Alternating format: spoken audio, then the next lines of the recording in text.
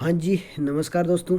तो हम राजस्थान के लोक देवता के बारे में पढ़ रहे थे और उसका आज अगला पार्ट 6 लेके आया हूँ। पार्ट 5 में हमने देवनारायण जी के बारे में पढ़ा था और इसमें हम पढ़ेंगे मल्लीनाथ जी के बारे में। ठीक है, तो अगर आप मेरे चैनल पर नए हैं तो चैनल को ज़रूर सब्सक्राइब करें और वीडियो को लाइक ज़रूर करें। यहाँ पर आपको राजस्थान सरकार से रिलेटेड किसी भी वैकेंसी हो कोई भर्ती हो या जो अभी चल रही है तो उनसे संबंधित कोई भी अपडेट हो, रिजल्ट हो या कोई नोटिफिकेशन हो, उसकी सबसे पहले आपको अपडेट है वो इस चैनल पर मिल जाएगी। ठीक है, तो बढ़ते हैं वीडियो में आगे, शुरू करते हैं। तो आज पढ़ने वाले हैं हम मल्लीनाथ जी के बारे में। बिल्कुल, तो स्टार्ट करते हैं। मल्लीनाथ जी का जन्म है वो मारवाड़ के रावण सलका और जानी दे के ज्येष्ठ पुत्र के रूप में हुआ था। ज्येष्ठ बड़े बड़े पुत्र थे। पिता का नाम था रावल सलका और माता का नाम था जानी दे। ठीक है, और 1358 में हुआ था इनका जन्म। कब हुआ था? 1358। पिता की मृत्यु के पश्चात वे चाचा कानड़देव के यहाँ मेवा में शासन प्रबंध देखने लगे। यानी कि इनकी पिताजी की मृत्यु होने के पास ये चाचा के जो कानड़दे हैं उनके साथ में मेवा में शासन प्रबंध देखने का कार्य करने लगे। चाचा कानड़देव की मृत्यु के बाद वे 1374 ईस्वी में मेवा के स्वामी बन गए। कहाँ के स्वामी? मेवा के, मतलब शासक बन गए। ठीक है, 1374 में।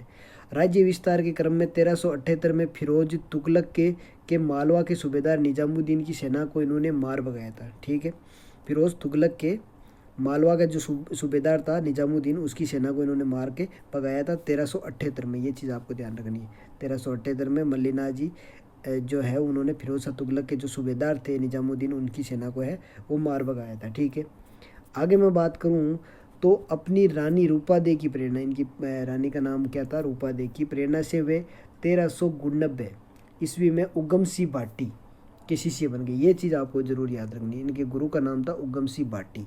तो ये कई बार पूछा जाता है एग्जाम में। तो मल्लीनाथ जी के है वो जो गुरु के नाम है वो उगम सिंह भाटी है। इनके ये शिष्य बन गए और योग साधना की दीक्षा प्राप्त की, यानी राजकाज छोड़ के और ये योग साधना की दीक्षा है प्राप्त इसने की। ठीक है, बात करें किंवदंतियों के अनुसार वे भविष्य दृष्टा, यानी कि आगे की चीज़ों को देखने वाले और एवं देवताओं की तरह चमत्कार प्राप्त सिद्ध पुरुष बन गए। ठीक है, योग साधना के माध्यम से उन्होंने जो दीक्षा प्राप्त की उसके माध्यम से इन्होंने भविष्य दृष्टा और देवताओं की तरह चमत्कार प्राप्त कर लिए। ठीक है, आगे मैं बात करूँ तो मल्लीनाथ जी ने मारवाड़ के सारे संतों को एकत्रित करके 1399 ईस्वी में एक व्रत हरि कीर्तन आयोजित करवाया। ठीक है, ये चीज़ भी आपको ध्यान में रखनी है। यानी कि जो मारवाड़ के जितने भी संत थे उनको एकत्रित किया और 1399 में एक वृहत हरि कीर्तन आयोजित करवाया।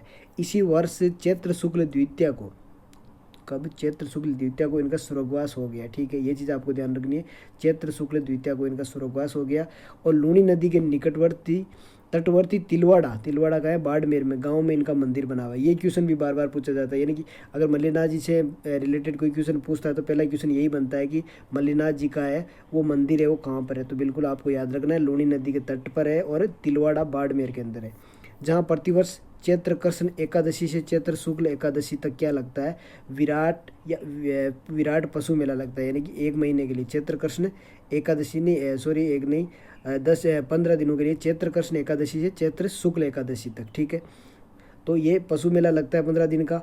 और जोधपुर के पश्चिमी प्रगने का नामकरण इन्हीं के नाम पर मालानी किया गया था। ठीक है, जो बाड़मेर का मालानी क्षेत्र है वो इन्हीं के नाम पर जाना जाता है। इनकी आज भी मालानी बाड़मेर में अत्यधिक क्या है? मान्यता है। ठीक है, तो ये थे मल्लीनाथ जी से रिलेटेड जो भी सारी बातें थी। और रही बात इनकी क्वेश्चन, तो बिल्कुल आपको एक तो इनका जो है मंदिर याद रखना है कहाँ पर है, तिलवाड़ा बाड़मेर में। एक इनका मेला है वो कब पड़ता है जो पशु मेला है, तो वो ध्यान में रखना है। ठीक है, और एक इनके गुरु जो उगम सिंह भाटी है ये चीज़ ध्यान रखनी है। ठीक है, और बस इतनी चीज़ें आप ध्यान रख लेते हैं तो इससे आगे क्वेश्चन है वो बाहर नहीं जाएगा। धन्यवाद दोस्तों, जय हिंद, जय भारत।